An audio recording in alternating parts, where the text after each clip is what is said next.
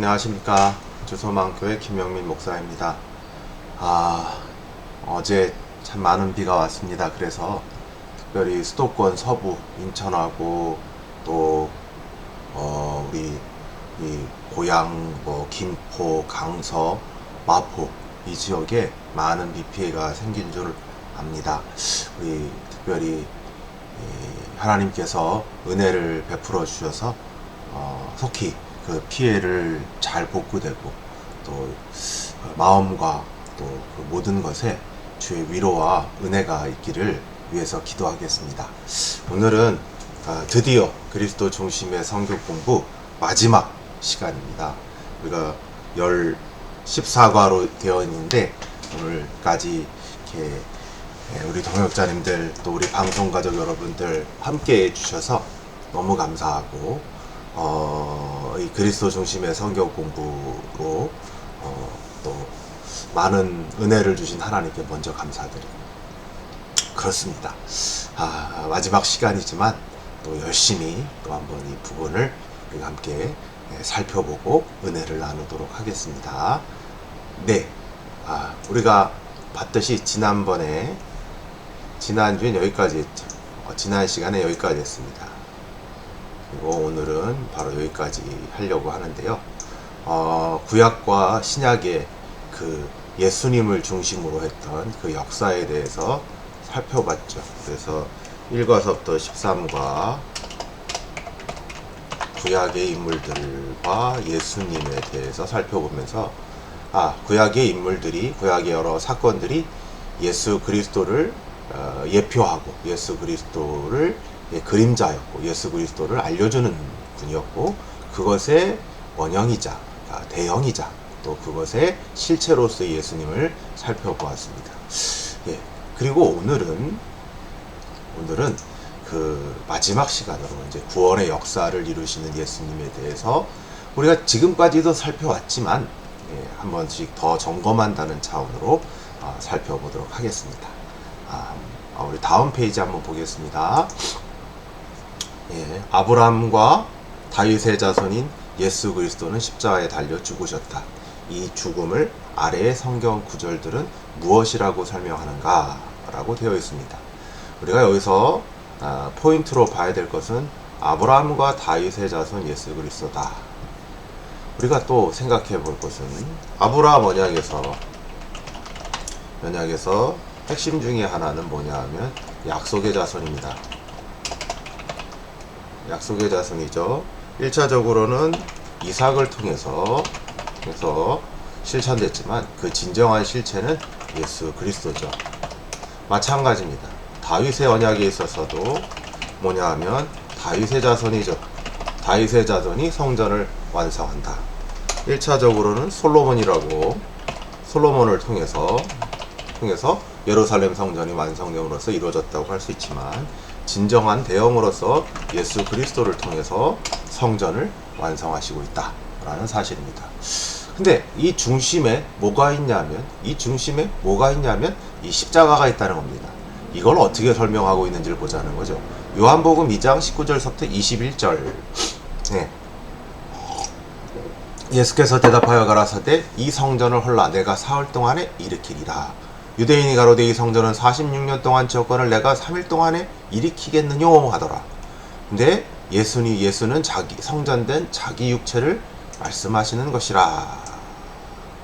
성전에 대한 거죠. 이 다윗 언약에 관련된 말씀입니다. 이 성전에 대한 게 뭐예요? 예수님의 십자가의 죽음. 이게 자기의 육체라는 거예요.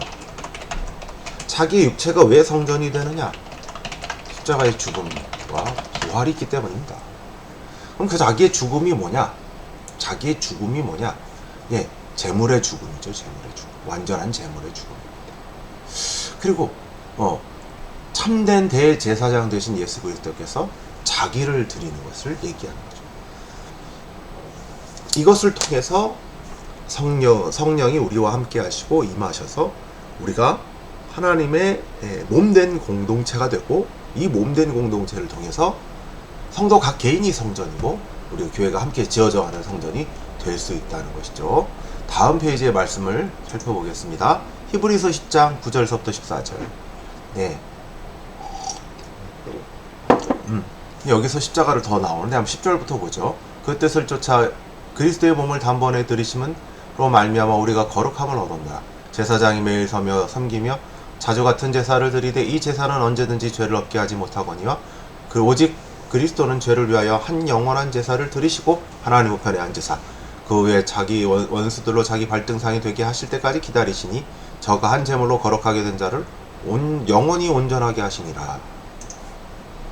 포인트는 이거죠. 그러니까 예수 그리스도의 십자가의 죽음이 뭐냐? 죽음은 제물이고 영원한 제사라는 것입니다. 그래서 근데 이제 구약의 그것과 비교하죠. 구약의 제사는 죄를 못 없앱니다. 못 없앰.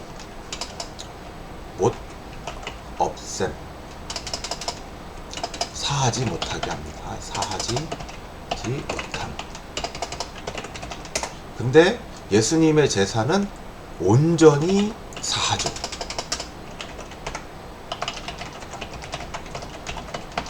사함. 제물로서 예수 그리스도의 십자가의 죽음은 뭐냐? 제물이다. 제물의 죽음이다. 그리고 제사다. 근데 이 제사는 구약의 제사와 달리 온전히 사합니다. 단번에 들으심으로 온전히 영원히 온전케 되었다 라는 게 히브리서의 말씀입니다. 누가복음 22장 19절 20절 이렇게 보시면 여기서는 성찬식이에요. 우리가 첫 번째 성찬 최후의 만찬이라고 하시는데 포인트는 이것입니다. 어떤 것이냐면 또 떡을 가져 살해하시고 떼어 저에게 주시며 가라사대 너희를 위하여 주는 내 몸이라 너희를 이를 행하고 나를 기념하라 하시고 저녁 먹은 후에 잔도 이같이 하여 가라사대 여기 포인트가 나옵니다. 이 잔은 새 언약이니 너희를 위하여 붓는 것이라. 우리가 아는 듯이 예수님의 십자가는 새 언약의 피입니다. 피. 옛 구약의 옛 언약대로 죽는 게 아니라 새 언약이죠. 에스겔이라든지 예레미야에 나타났듯이 이 단번의 죽음으로 인하여 우리는 완전히 정결하게 됐습니다. 더 이상 정결할 수 없습니다. 하나님은 더 이상 우리의 죄를 기억하지 않습니다. 이게 다른 거예요. 이게 다른 거죠. 예수 그리스도의 십자가의 피가 뭐냐? 새 언약의 차원에서 또 영원한 제사의 차원에서 단번의 제사의 차원에서 또 우리 구약에 나타난 것처럼 약속의 자손으로서 다윗의 후손으로서 자기의 성전을 세우시는 차원으로서 십자가의 죽음이 중심에 있다라는 것입니다. 다음 페이지 보겠습니다. 두 번째 문제. 예수님은 십자가에 달려 죽으시고 사흘 만에 다시 부활하셨다. 부활하신 후에 제자들에게 보이시고 제자들이 보는 앞에서 땅끝까지 복음을 전하라고 명령하시고 승천하셨다. 하나님의 사자는 예수님이 승천한 모습으로 그대로 다시 오실 것이라고 말씀했다. 그리고 나서 성령이 오순절에 성도들에게 임하였다. 아래의 말씀을 통해서 교회 성도들에게 주님 다시 오실 때까지 해야 할 사명이 무엇인가? 한번 이걸 살펴보도록 하죠. 말씀을 보겠습니다. 마태복음 29장? 이거 마지막 말씀이에요. 19절에서부터 20절. 가서 모든 족속으로 제자를 삼아 아버지와 아들과 성령의 이름으로 세례를 주고 내가 너희에게 분부한 모든 것을 가르쳐 지키게 하라. 세상 끝날까지 너희와 항상 함께 있으리라 라고 되어 있죠. 여기서 포인트는 가서 모든 족속으로 제자를 삼으라는 거죠. 가서, 그러니까 전하라는 거죠. 전하. 모든 나라와 민족들과 족속들에게, 사람들에게 예수 그리스도의 복음을 전하고 가르치고 또 그렇게 하는 것. 뭐 지금으로는 전도의 차원도 있겠고 또 특별히 이 선교의 차원도 있을 줄로 압니다. 이 모든 것들이 주님 다시 오실 때까지 해야 되는 것이고 사도행전 1장 6절부터 8절도 비슷합니다. 여기서도 포인트는 8절이죠. 이 승천 직전인데 오직 성령이 너에게 임하시면 너희가 권능을 받고 예루살렘과 온 유대와 사마리아와 땅끝까지 이르러 내 증인이 되리라. 이것도 마찬가지죠. 예수 그리스도의 복음에 대한 증인으로서 전하라는 거죠. 무엇을 했는지 알리라는 것입니다. 근데 그러면 28장 마태복음 28장과 사도행전 1장이 똑같은 의미냐? 조금은 다릅니다. 증인하고 모든 족속을 제자로 삼는 건 조금 다르죠. 증인은 여러분 여기에는 예수 그리스도를 받아들이는 차원도 있겠지만 그렇지 않은 차원도 있어요. 받아들이든 받아들이지 않든 증언을 해야 하는 책임이 있다라는 것입니다. 네, 다음 말씀 한번 보죠. 그러면 바로 여기서 끝났네요. 우리가 봤던 게 성도들이 오실 때까지 뭘 해야 되겠는가? 땅끝까지 이르러 모든 족속으로 제자를 삼는 것. 그렇죠? 그 다음에 이 제자를 삼는 거에는 말씀을 가르치는 것. 그리고 또 성령의 권능을 받고 증인이 되는 것. 그 결과가 어떻든지. 결과가 어떻든지.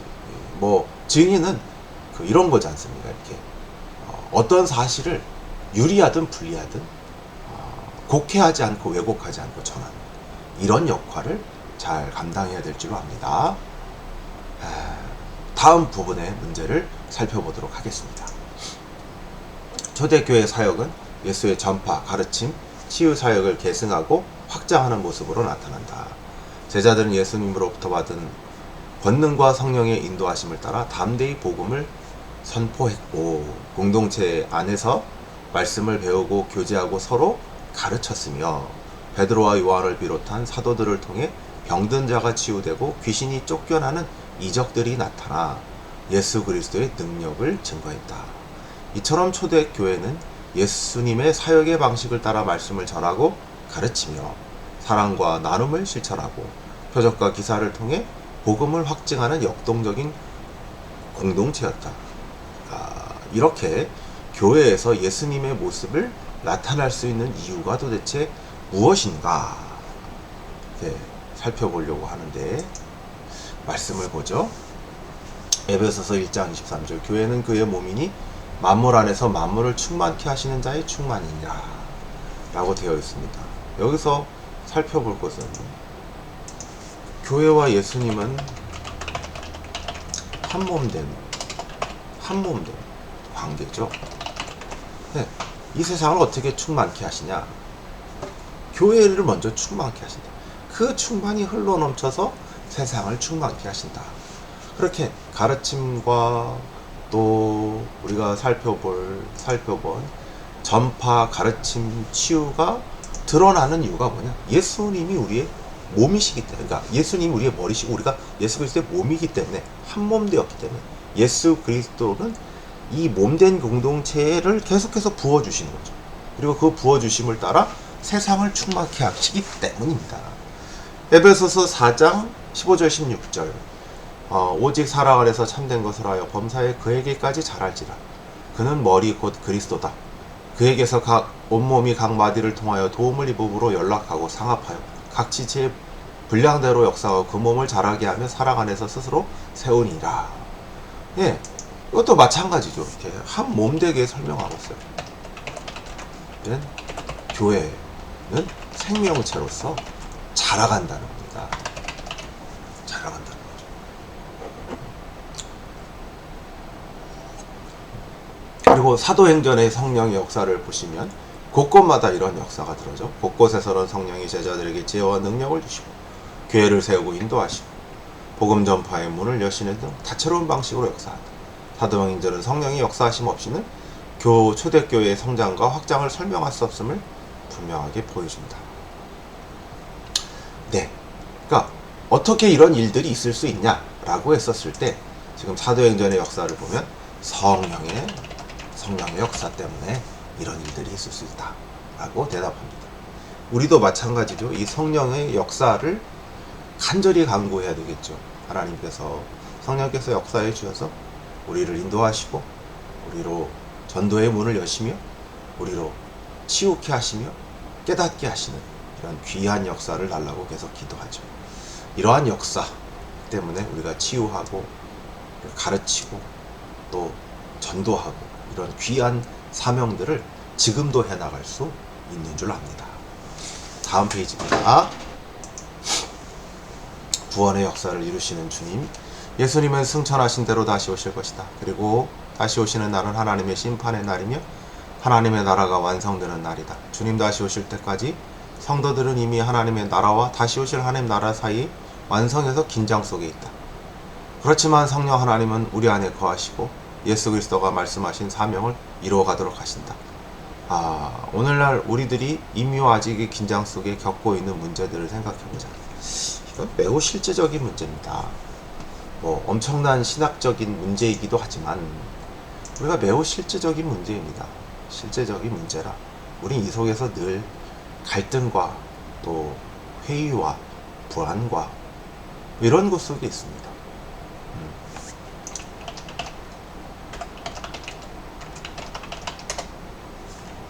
네. 생각해 볼까요? 사회 속에서 신앙으로 부딪히는 부분의 문제. 여러분, 세상은 악합니다. 세상은 악해요. 이 악은 거대 악일 수도 있지만 우리의 삶 속에서 언제든지 만나는 악입니다.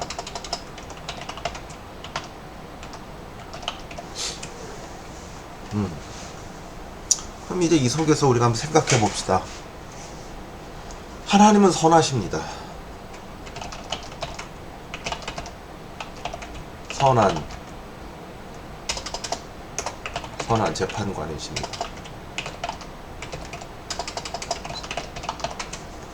근데 세상은 악해요. 악한 사람들이 더 잘 돼요. 어떻겠습니까? 더 잘하시겠지만 답답하죠. 괴리가 있어요. 괴리. 신앙, 신학과 우리의 삶에는 큰 괴리가 존재합니다. 하나님은 전능하시고 하나님은 절대적으로 선하시고 하나님은 전능하신데 세상에 악이 허용되고 있습니다. 그러면 우리들은 어떻게 생각하죠? 그리고 이게 뭐지? 이라고 생각합니다. 이 모순된 명제가 같이 작용을 하는 거예요. 이게 이미와 아직의 긴장관계를 나타내는 거예요. 왜 이런 것이 있습니까? 라고 한다면 아직 하나님의 나라가 완성되지 않았기 때문에 아직 나라가 완성되지 않았기 때문에 그럼 우리가 선한 의도로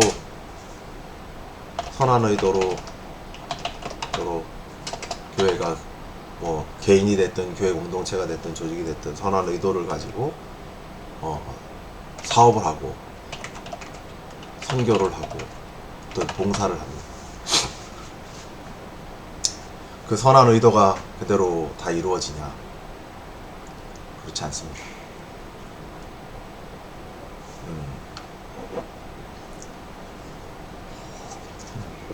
분명히 이런 선한 의도를 가지고 학교 사역을 한다든지 선교지의 여러 가지 사역들, 의료 선교라든지 교육 선교, 또 기타 등등 이 모든 것들을 하는 것은 어쩌면 이미 하나님의 나라가 있기 때문이죠. 그러나 여전히 이 모든 것들이 돈, 인력 등등의 현실 속에서 작용합니다. 현실 속에서 작용합니다. 여기 다 그래요. 사람들의 마음이 돈과 재정뿐 아니라 사람들의 마음이 다 같지 않아요. 어떤 사람은 열정적으로 일에 모든 거를 다 하는 사람들이 있는가 하면요, 어떤 사람은 자신의 이름만 걸기를 원하는 사람들이 있어요. 이게 이미와 아직의 긴장 관계인 거죠.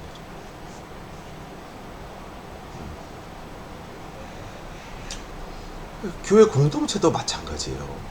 교회 공동체도 우리 자신도 마찬가지죠. 우리가 우리 얘기를 해볼까요? 여기가 좀 안 보이니까 이쪽에다 합시다. 우리 이야기 해볼까요? 이게 되겠어요? 이게 어떤 차원이냐면, 우리가 신앙을 가지고 살고 하나님의 은혜와 역사 속에 살지만 우린 또 이 현실 속에 삽니다. 그리고 구원받은 자이지만 중생된 성도들이요,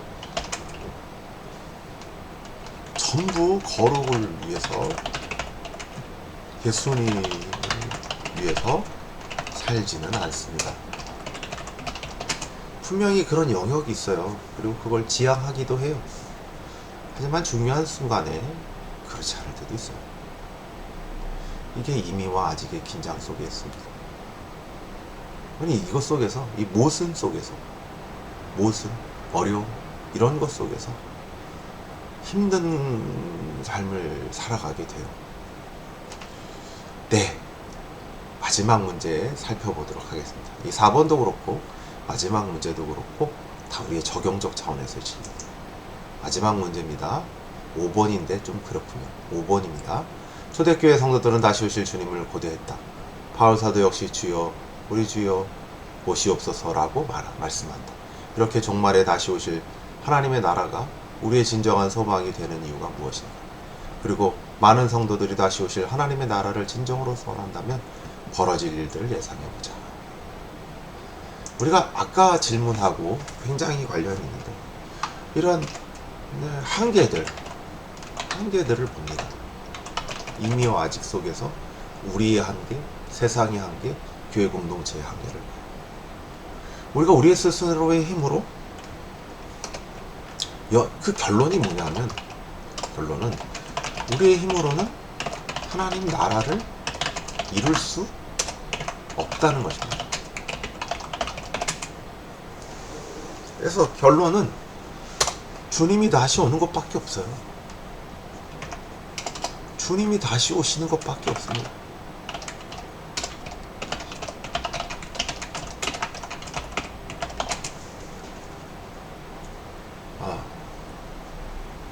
이거밖에 없어요.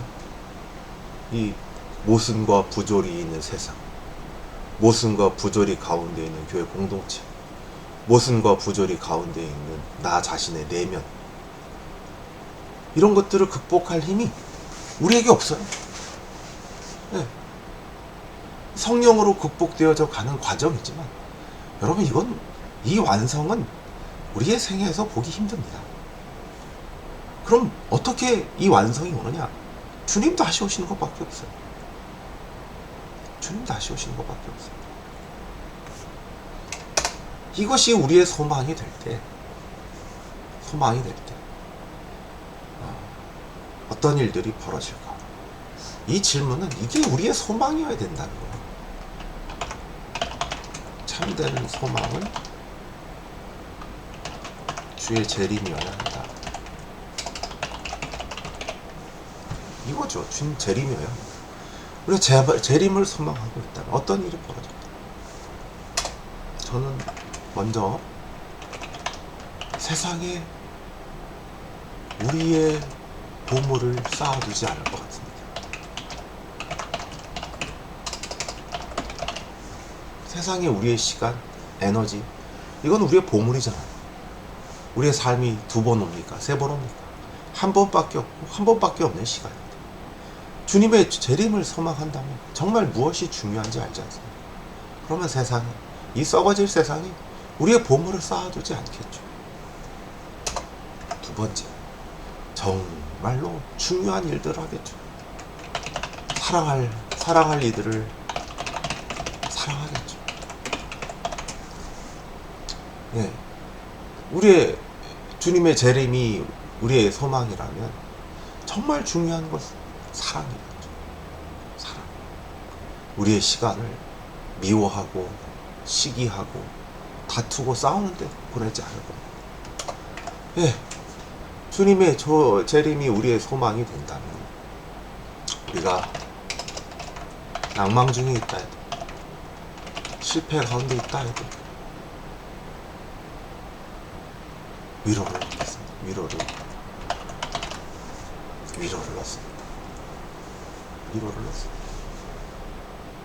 사랑하고 존경하는 주소만교회 믿음의 동역자 여러분, 또 방송가족 여러분, 이런 역사가 우리 동역자님들과 방송가족들에게 있기를 바랍니다. 그리고 기도하겠습니다.